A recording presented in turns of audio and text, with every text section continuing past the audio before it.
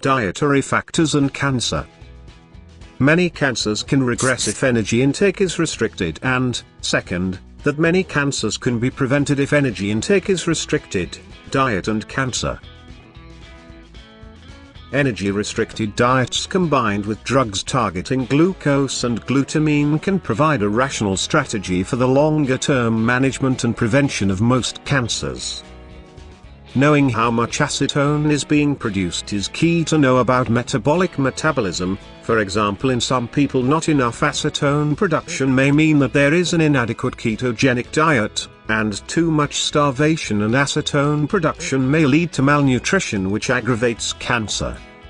Breath testing can monitor the whole cycle.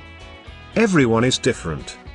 Different chemistries, enzymes, metabolic rates, calorie burn, BMI, and these are ways to see how a person is doing.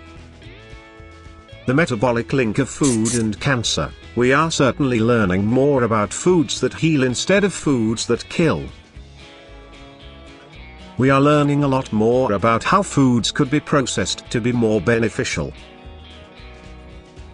We are also learning a lot about the individualized basis for diets that are right for each person.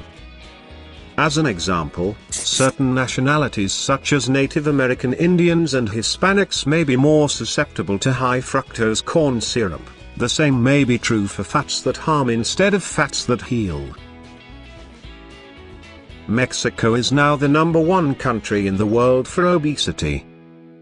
I have learned that healthy foods can control the bad effects of toxic chemicals which we are all exposed to. My first week of medical school in the 70s, I read that we all have cancer cells from the time we are born that our body fights off and were exposed to many different toxins.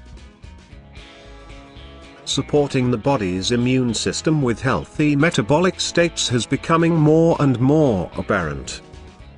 In addition, we are learning more about potentially healthy foods that become more harmful just because of other process. A good example is the chemical changes of microwave damage to certain vegetables. There is chemical changes in fats when cooked at a higher temperature for short periods of time that create carcinogens. Acrylamides are toxic carcinogens that are the result of all cooked foods at high temperatures.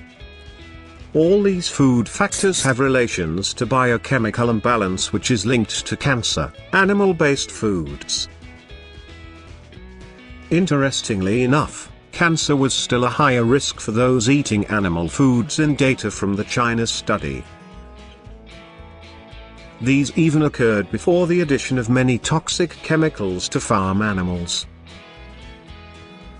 In the China study, plant-based diet helps hearts.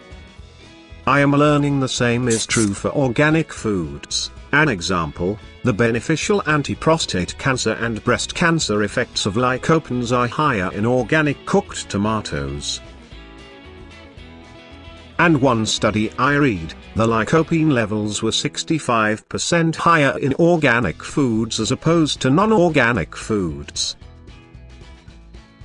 Cooking tomatoes releases more lycopenes as well.